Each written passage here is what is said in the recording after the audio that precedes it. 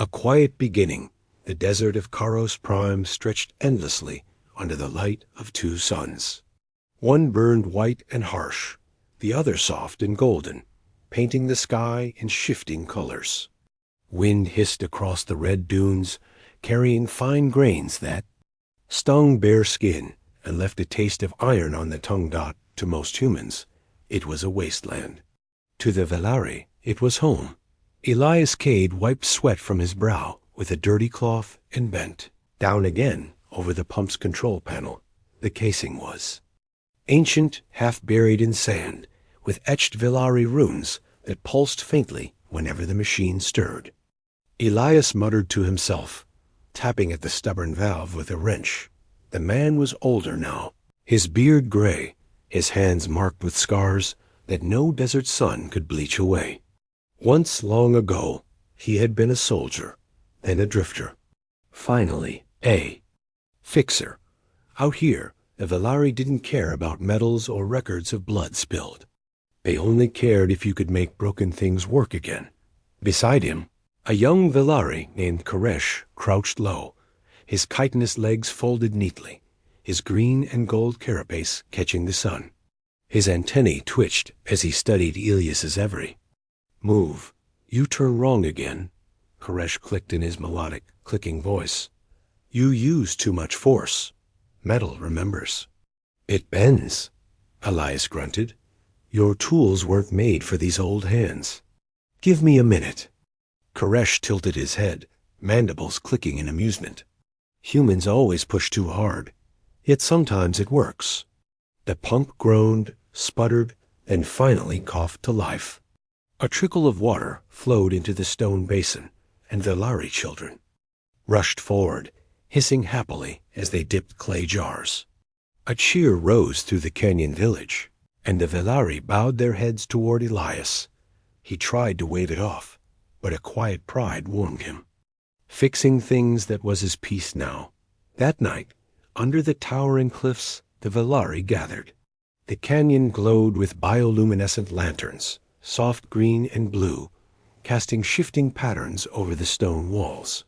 Singers hummed deep, resonant tones that vibrated in Elias's chest. He sat with Koresh near a small fire, sharing dried fruit and fermented nectar. The young Velari's eyes reflected the flames, full of restless energy and curiosity. You miss your people, Koresh said. Quietly, mandibles twitching. Elias took a slow sip. Sometimes, but they don't miss me, and that's all right. Koresh studied him. You stay here, though you could leave. You work. You teach me. Why? Elias thought about it. About war. About the noise of gunfire, the screams of men who hadn't deserved to die, and the faces that still haunted him. He set his drink down. Because this place lets me sleep at night, he said. Koresh tilted his head, antennae curling thoughtfully. The singer's song rose higher, then stopped, cut short as if a blade had silenced the night. Every Velari froze. Antennae raised. Elias lifted his eyes to the sky. A streak of light cut across the heavens. At first, he thought it was a meteor, but it slowed, controlled, too precise.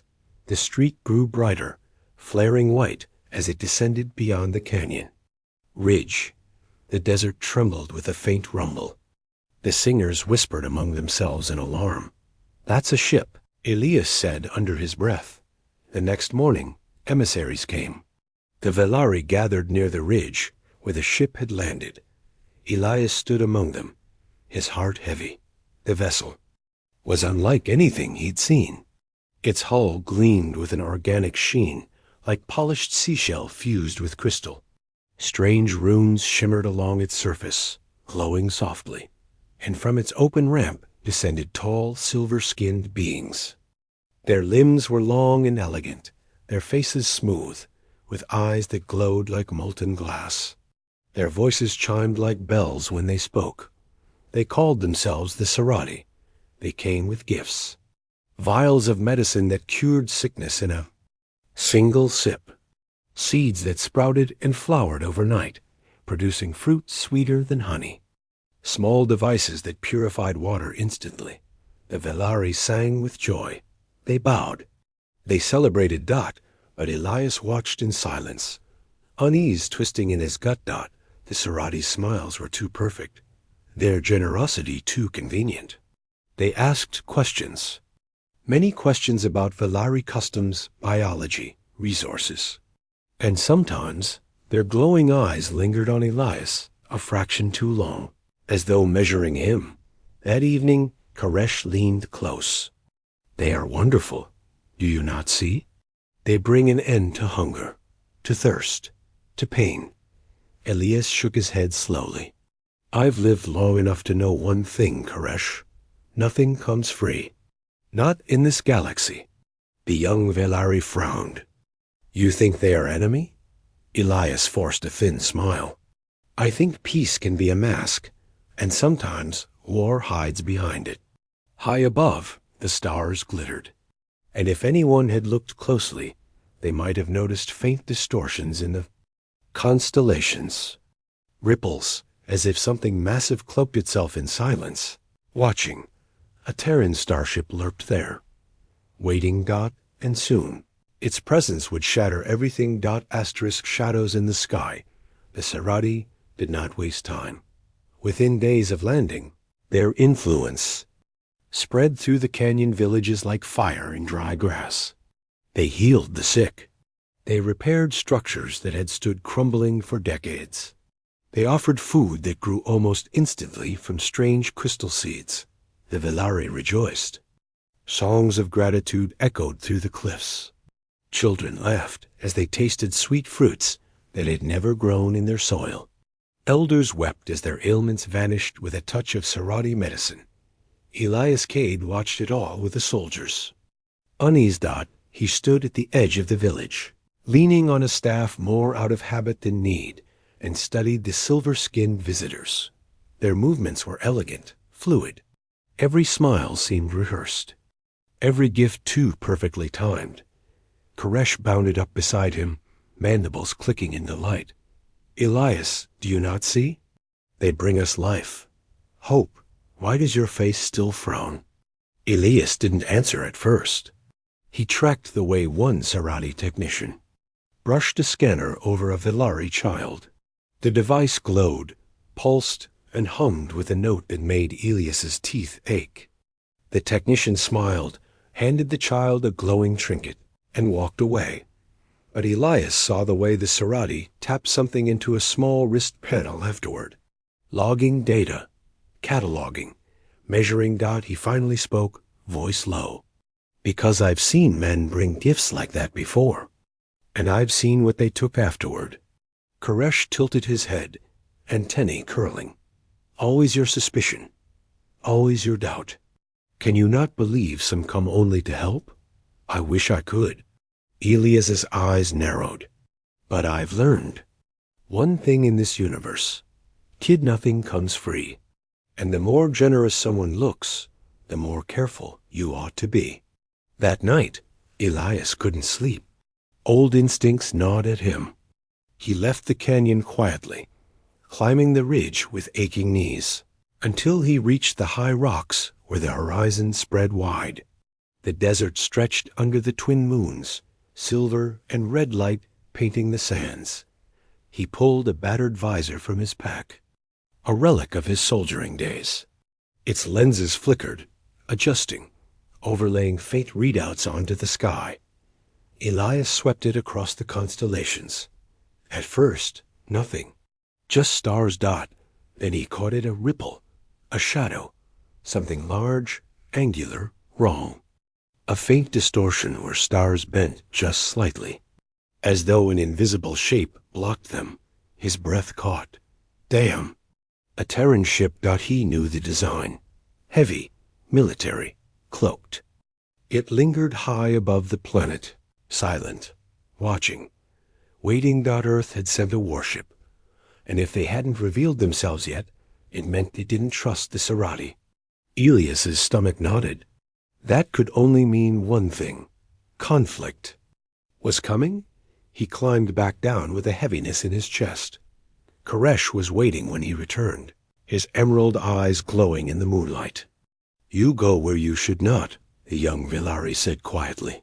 "You stare at the sky with fear. What do you see, Elias?" Elias hesitated. Telling the truth could shatter the fragile trust between them, but lying would destroy it completely. "There's a Terran ship up there," Elias admitted at last. "My people, cloaked, watching."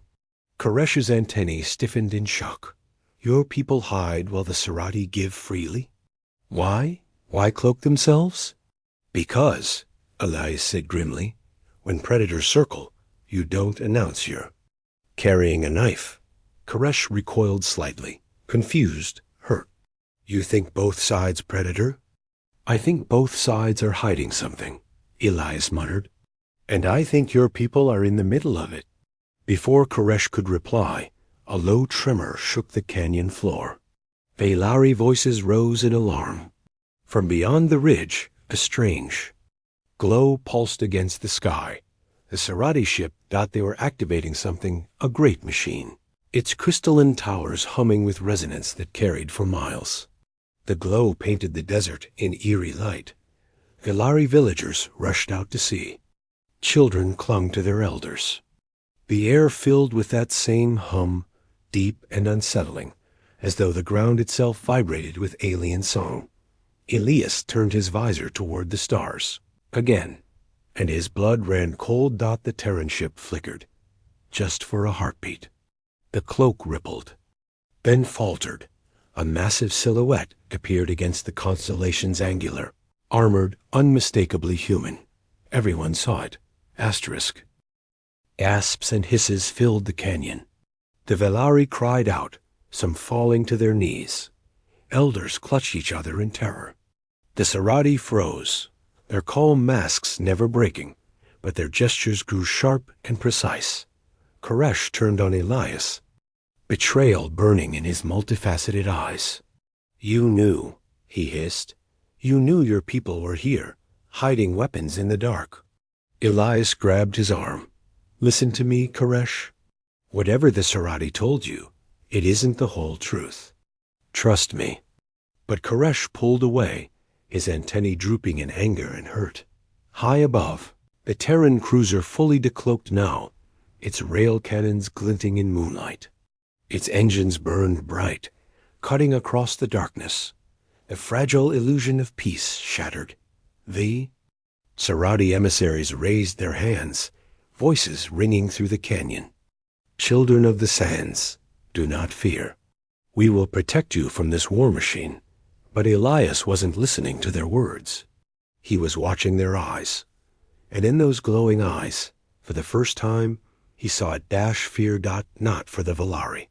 Not for peace. Fear of the Terran ship. Asterisk masks off. The canyon village dissolved into chaos. VLA. RI. Voices rose in panicked waves. A chorus of hisses and clicks bouncing off the cliffs. Some fell to their knees, convinced two godlike powers had arrived to fight over them. Others scattered, retreating into caves. Children clung to their elders, antennae trembling with fear. The Serati emissaries stood tall, their calm masks unbroken. Yet Elias Cade, who had spent years reading lies on the faces of men, caught the change. Their movements had lost some of their fluid grace. Their gestures were sharper, quicker, as though every step carried tension beneath the surface.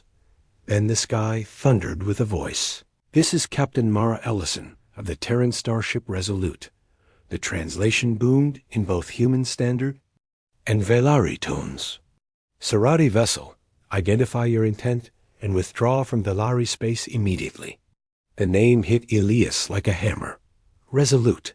He knew her reputation, a heavy cruiser, scarred from battles in the Orion conflicts, commanded by a woman who had never once backed down from a standoff. Koresh spun on him, fury burning in his emerald eyes. "You knew," he hissed. "You knew your people hid in the dark with blades drawn." Elias reached for him. "Koresh, listen to me." "No."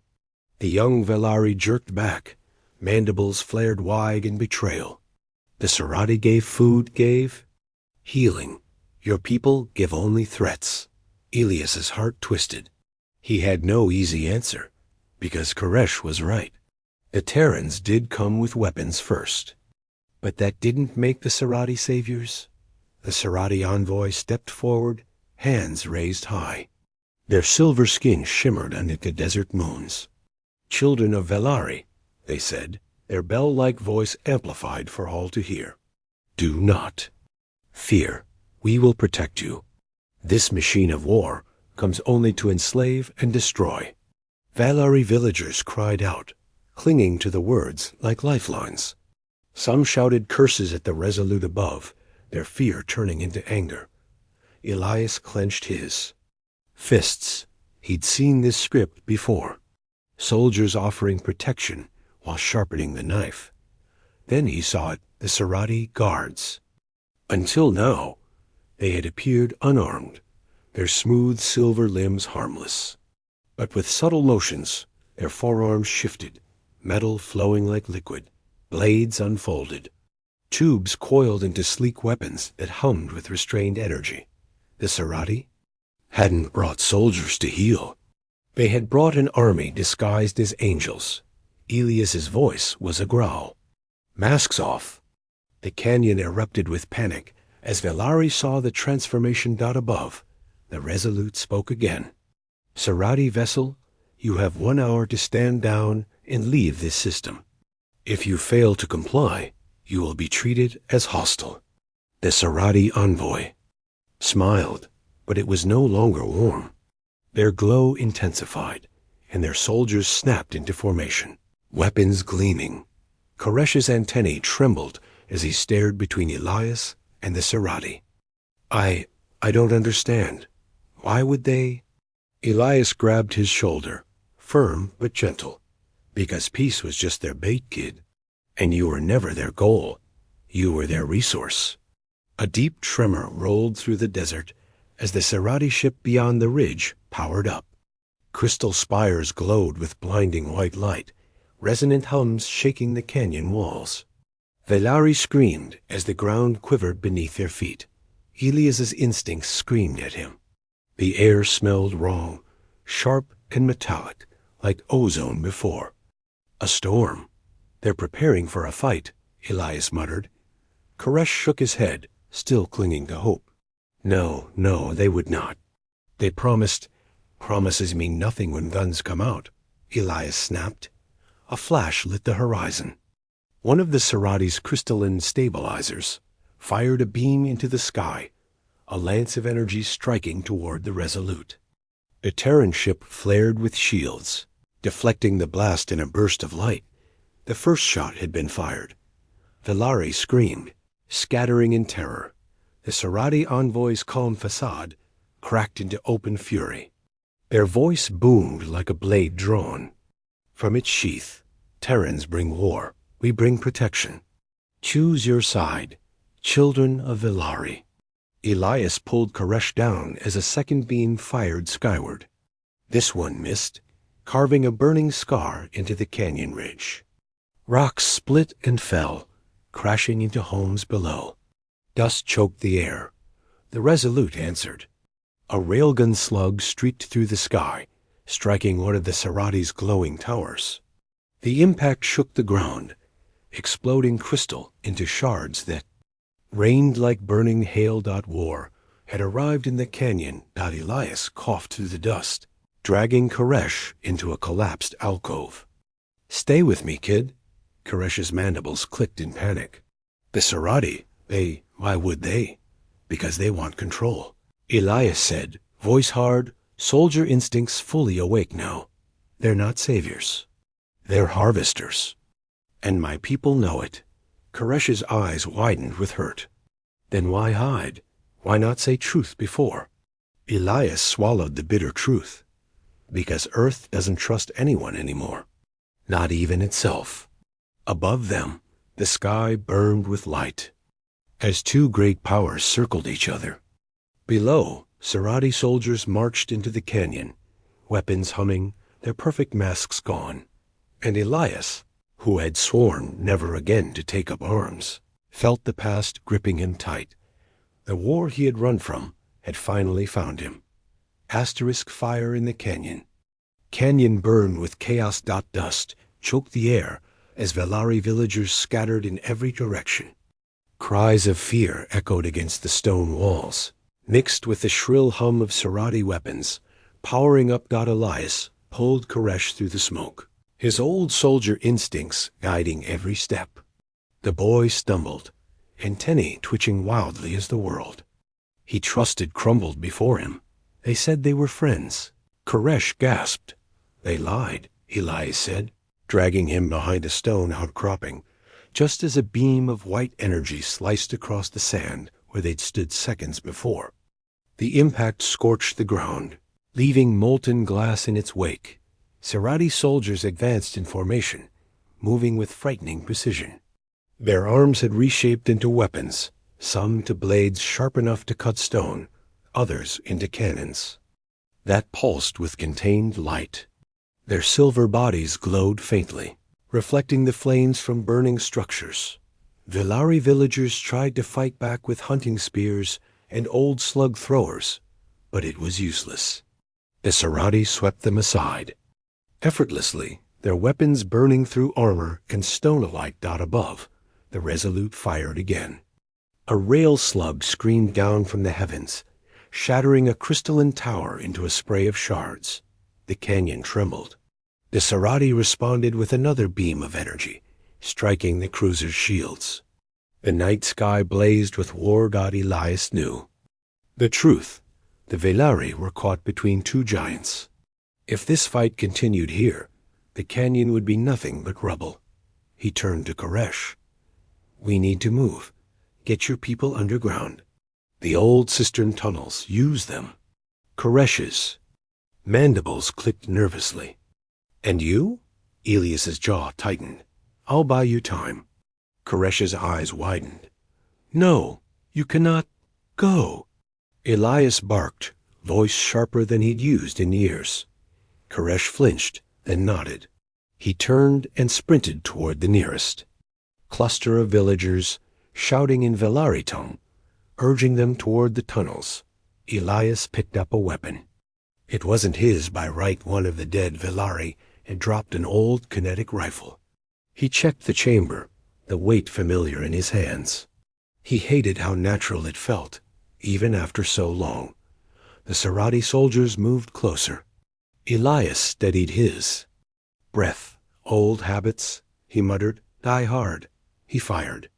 The slug slammed into a Serati's chest, staggering it backward. The alien screeched, carapace-like plating cracking. Elias fired again, aiming for joints, where the silver skin bent. This time, the soldier fell, twitching. Asterisk. The others turned on him instantly. Blades whirled, cannons hummed. Elias dove behind the stone, shots searing the air above him.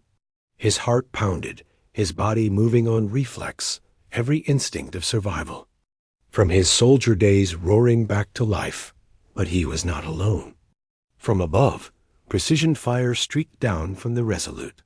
Not railguns this time, pulse cannons, calibrated to strike between the canyon walls. Each blast tore through Serati formations with surgical accuracy. Elias realized what Captain Mara Ellison was doing. She wasn't targeting the Velari. She was covering him. Dust exploded around him as Serati weapons retaliated, gouging molten scars into the cliffs. The canyon floor shook like a drumbeat of war. Asterisk. Through the haze, Elias saw Koresh again. The young Velari was shoving villagers into the tunnels, antennae flicking frantically. Children hissed in terror, mothers clutching them close as they scrambled underground. Elias fired again, cutting down another Serati soldier that moved to intercept them. Go, kid, he roared. Don't stop. But then it happened. A squad of Serati surged forward, faster than the Velari could react. Their weapons lashed out, stunning several villagers into unconsciousness. Koresh tried to resist, swinging a spear wildly, but a silver-armored hand caught him by the throat. No! Elias shouted, charging forward. He fired until the rifle clicked empty, shells spent. He grabbed a fallen blade, swung it desperately, slicing into the Sarati's arm. Sparks flew. Ichor sprayed, but the soldier only hissed, tightening its grip on Koresh. The envoy's voice echoed through the canyon, amplified like a hymn. This child is under our protection. Any who resist will share in the Terran's destruction. Elias lunged forward, but a beam struck the ground at his feet, blasting him backward into the rocks. Pain seared his ribs as he tumbled hard. His vision blurred, dust filling his lungs. Through the haze, he saw Koresh struggling, mandibles flaring in defiance. But the Sarati dragged him toward their glowing ship beyond the ridge. Villagers screamed in protest, but were beaten back by shimmering walls of energy. Elias tried to rise, every muscle screaming, "Koresh!" The young Valari's eyes locked on his. In them, Elias saw both terror and unbroken trust. Then the Sarati pulled him away, vanishing into the crystalline glow of their ship. The envoy's final words rang across the battlefield, cold and absolute. "We will protect what is ours." And then they were gone, leaving only dust, flames, and the broken cries of a canyon people betrayed. Elias fell to his knees, fists clenched in helpless rage. The war had only just begun. The broken trust smoke still clung to the canyon when dawn came. The once vibrant village was silent now, save for the low groans of wounded Valari and the crackle of smoldering ruins. Elias, Cade moved through the wreckage like a ghost. His ribs ached with every step, his body bruised from the blast that had thrown him down. He carried no weapon, now only the weight of failure pressing against his chest. Koresh was gone. Valari. Eyes followed him as he passed. Some glared with suspicion, others with hollow grief. To them, Elias was a man of the same race that had brought the monstrous warship into their skies. They whispered among themselves, antennae trembling with uncertainty. Finally, the council elders confronted him. Their chitinous forms loomed in the pale light, voices resonating with deep, accusatory tones. "You brought this," one elder hissed. "Your people come with weapons, and the Sarati take our children." Elias met their multifaceted eyes without flinching. "The Sarati weren't here to help you. They were here to take you. To take everything." The elders' mandibles clacked. "And your people are different?" The question cut deep. Elias had no proof, no words that could erase the fear in their voices. He thought of Earth's history, of wars fought in the name of protection. He thought of the soldiers who had burned villages not unlike this one. He didn't answer. Instead, he turned his gaze skyward, where the Terran cruiser hung heavy and silent in orbit. He touched the comm unit at his belt. Static crackled, then cleared. A woman's voice, sharp and steady, came through. "Identify yourself." "Elias Cade," he said hoarsely. "Ex-Sergeant Earth Infantry. I'm on the ground with the Valari. We need to talk, Captain." A pause. Then, "Sergeant Cade, I thought you were dead." "Not dead, retired," he said, "but retirement just ended." Another pause, softer now. "Report."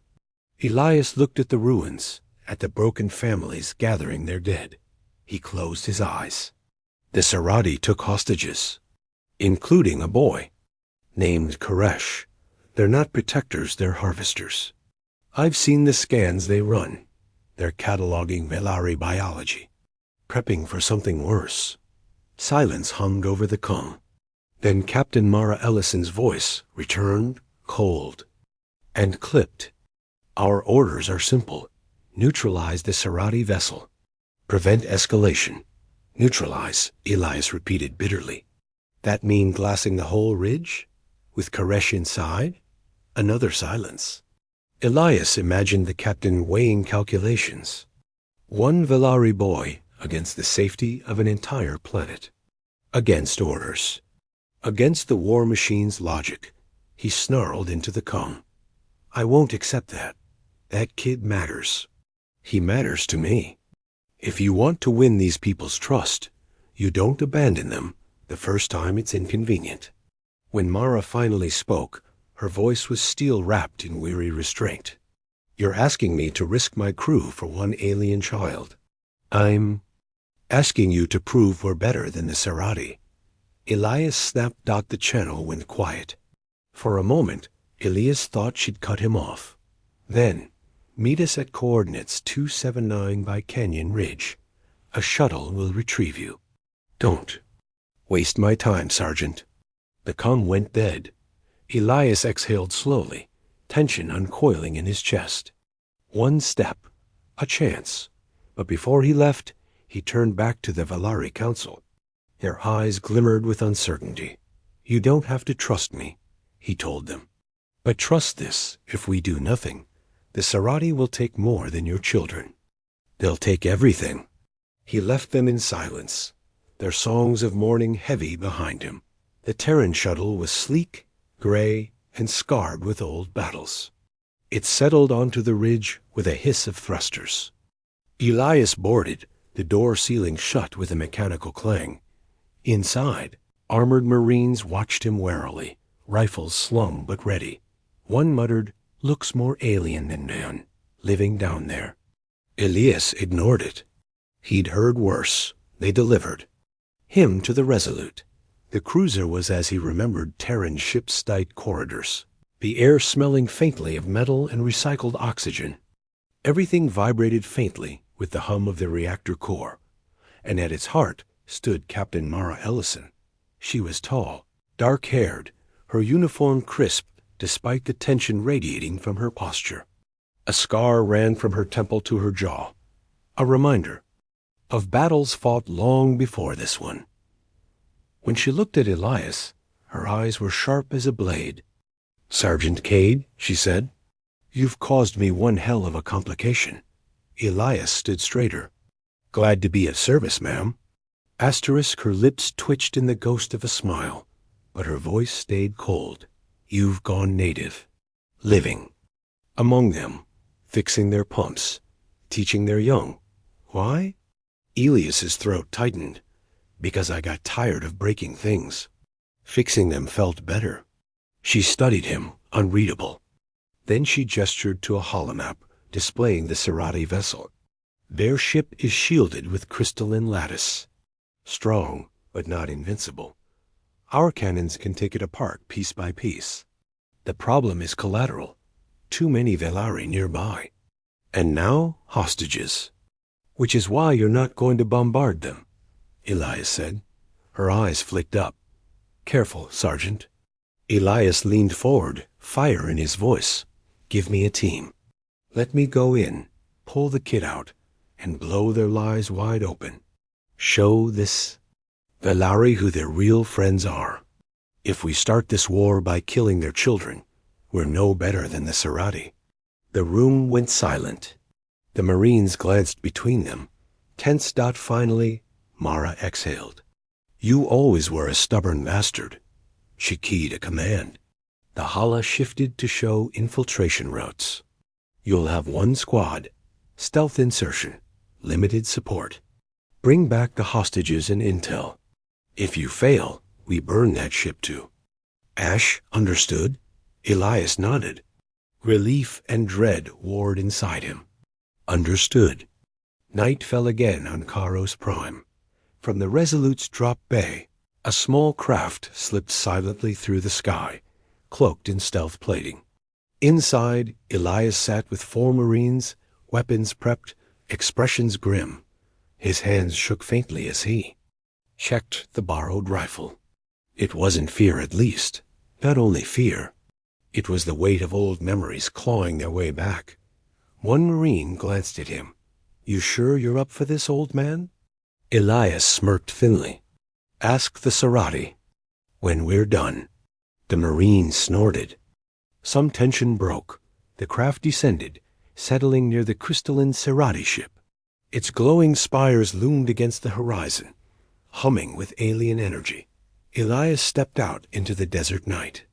The air tasted sharp again, like storm and metal. The Marines moved with precision. Shadows among shadows. Elias followed, every nerve alive. They slipped into the Serati vessel through a maintenance fissure.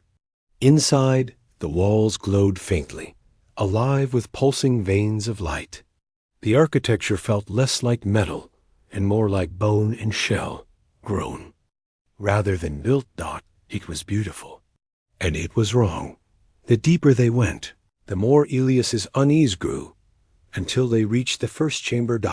And Elias's blood ran cold. Rows upon rows of Velari stood inside transparent pods, suspended and humming. Fields of light.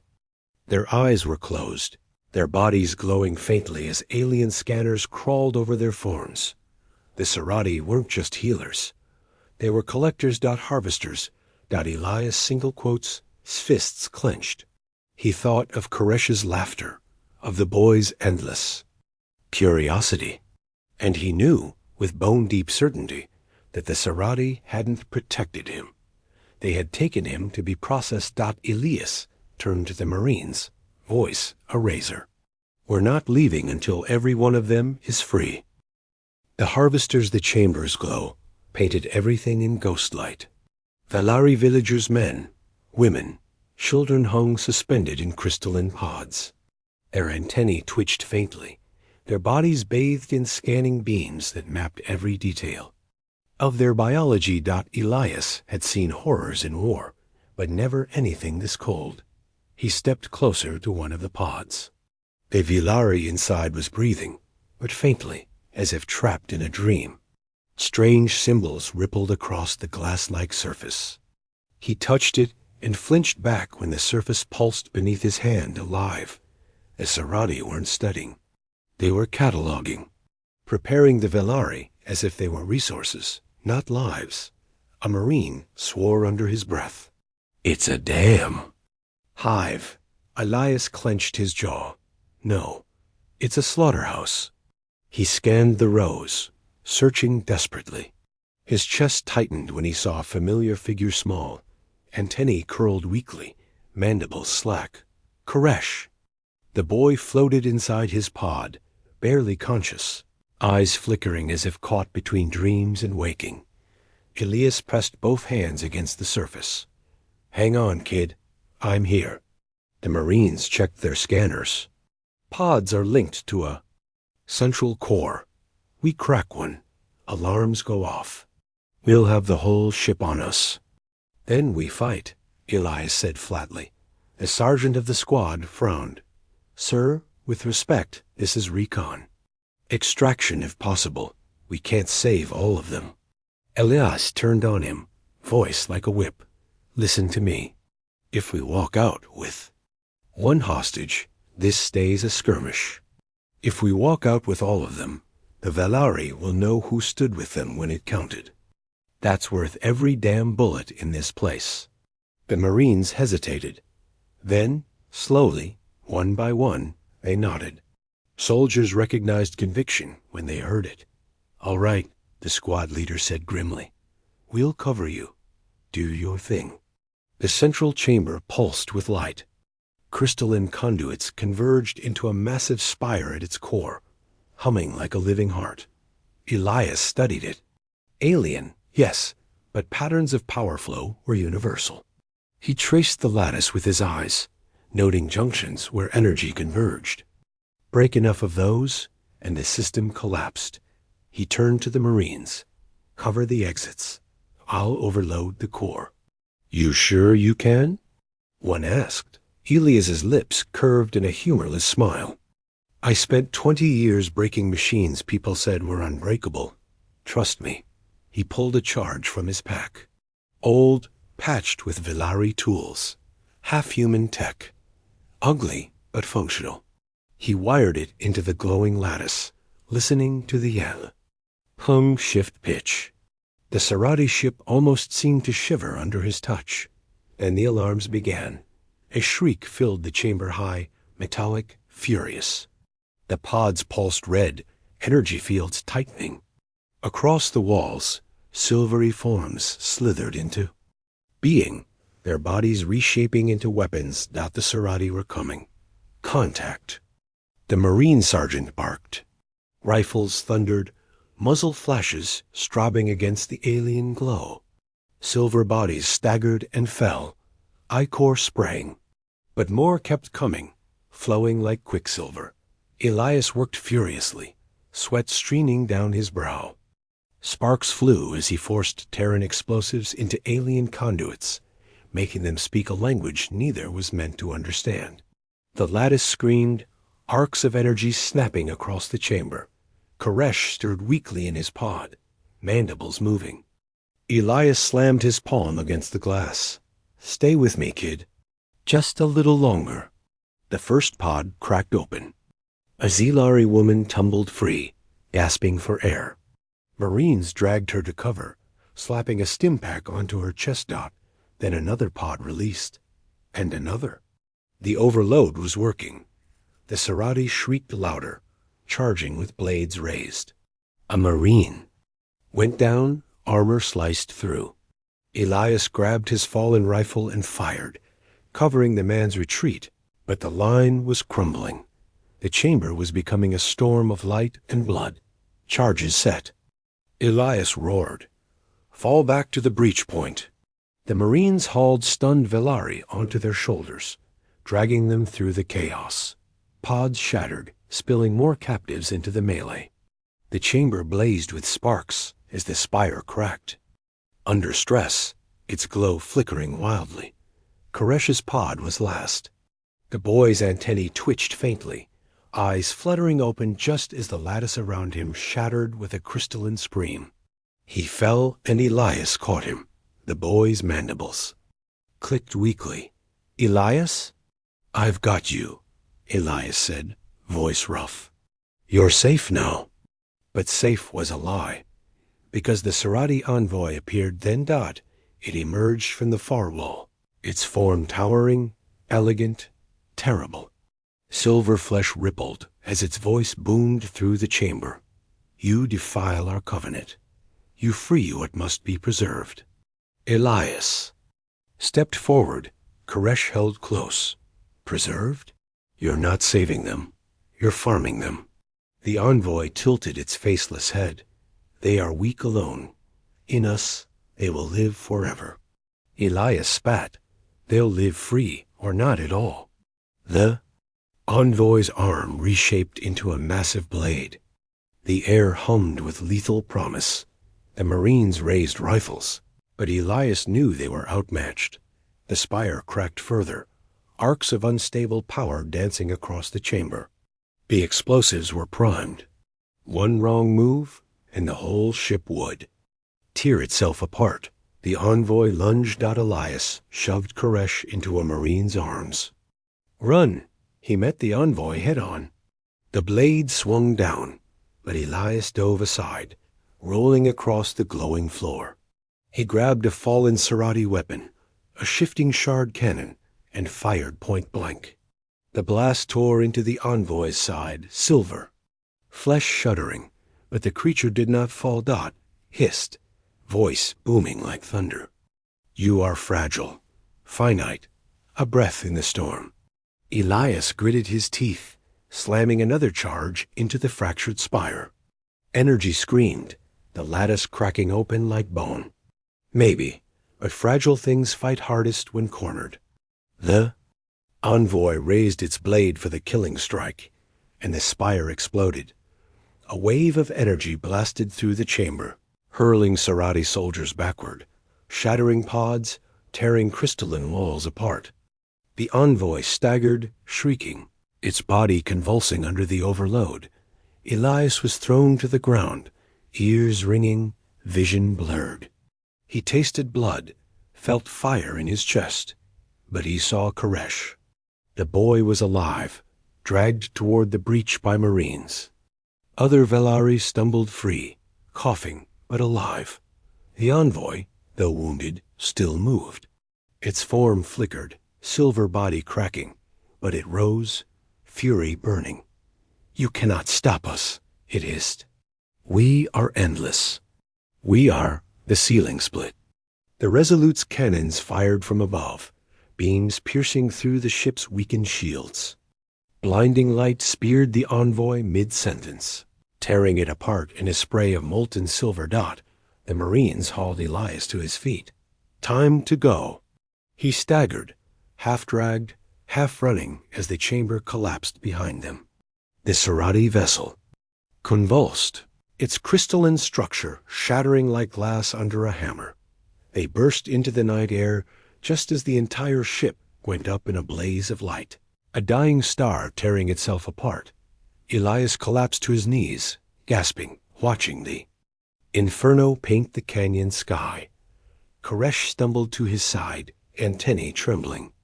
The boy's small hands clutched Elias's arm. "You came," he whispered. Elias pulled him close, voice rough with exhaustion. "Always." The night wind carried the echoes of the explosion across the desert. The Serati ship was gone. But Elias knew this was only the beginning, because the envoy's last words echoed in his mind.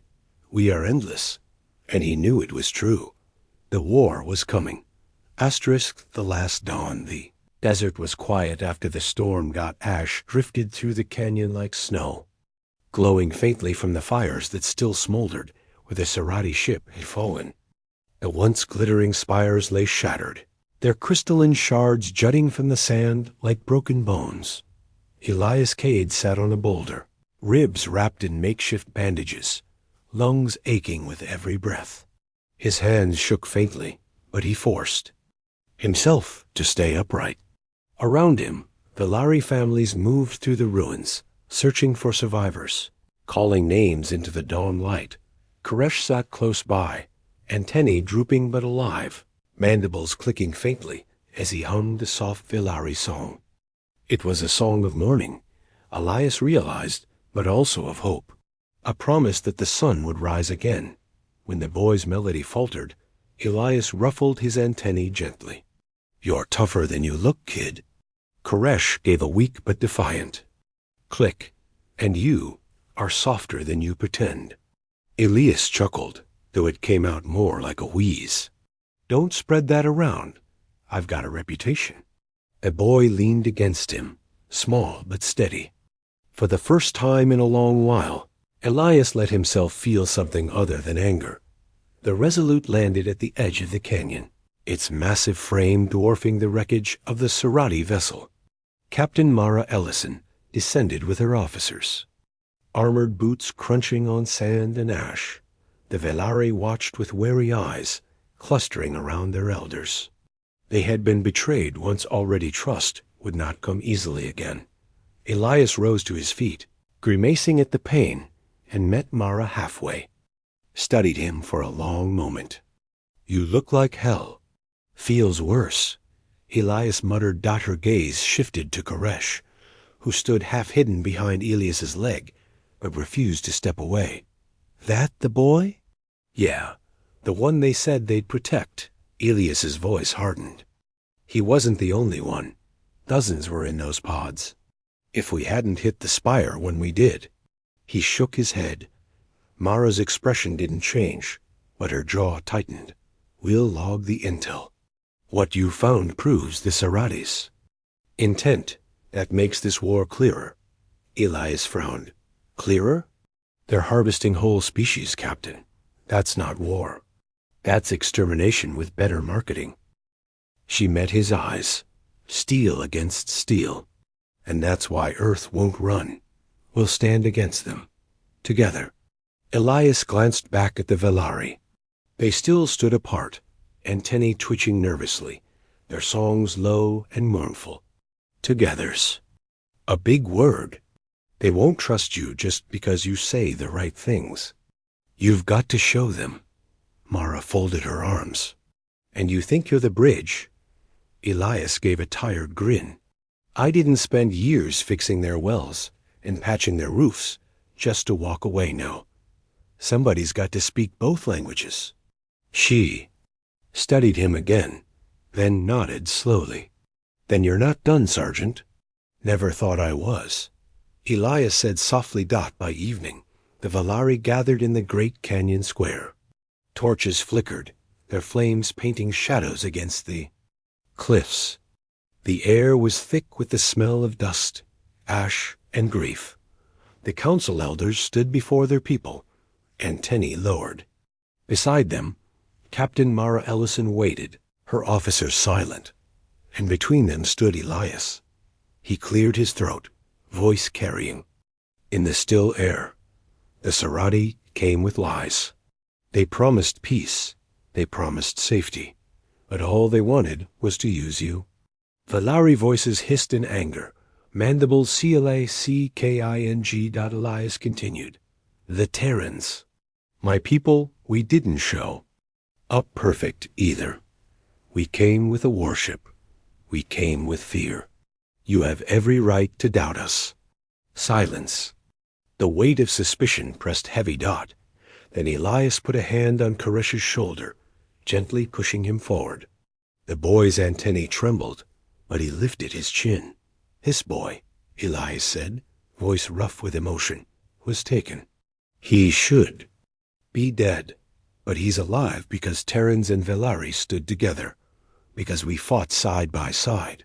Koresh's mandibles clicked, his voice carrying in the Valari tongue. Elias Cade broke the Sarati's cage. He risked his life when he could have run. The Terrans saved me. I will not forget. The song of the Valari rippled through the crowd, a low, uncertain murmur. Doubt was still there, but so was hope. Elias raised his voice once more. This is only the beginning. The Sarati are endless. They'll come again. But if we stand together, Valari and Terran, side by side, we can make them bleed. We can make them afraid. The crowd stirred, antennae rising. The song grew louder, sharper, no longer only mourning, but resolve. Mara stepped forward, her voice clear and steady. The Terran Alliance will not abandon you. You fight, we fight. You bleed, we bleed. And if the Sarati want war, she gestured to the sky, where the wreckage still burned, they'll get more than they bargained. For the canyon shook with the Valari's answering cry. A song of defiance, echoing against the cliffs, rising into the night. Later, when the fires burned low and the people began to rebuild, Elias sat outside the village, staring at the stars. Koresh padded up beside him, antennae flicking. You will leave with your people? Elias was quiet a long time. Maybe, maybe not. Koresh tilted his head. You belong with them. Soldiers, ships, war. Elias exhaled, the weight of years pressing down. I used to. But when I left that life, I thought I was done. Turns out I just needed a better reason to fight. He looked at Koresh, then at the village beyond. Maybe my place is here. With you, making sure the next time the Sarati come, you're ready. Koresh's mandibles clicked in a smile. And I will fight with you. And one day, when I am old, I will tell the younglings the story of the day Elias Cade broke the Saratis. Cage. Elias chuckled softly. Just make me sound taller, all right? The boy laughed, and for the first time in days, it sounded like music. Above them, the stars glimmered. Somewhere out there, the Sarati gathered, endless and hungry. The war was coming, but for this moment, under the last dawn after the storm, there was hope. And Elias Cade swore he'd carry that hope into every battle yet to come. Asterisk.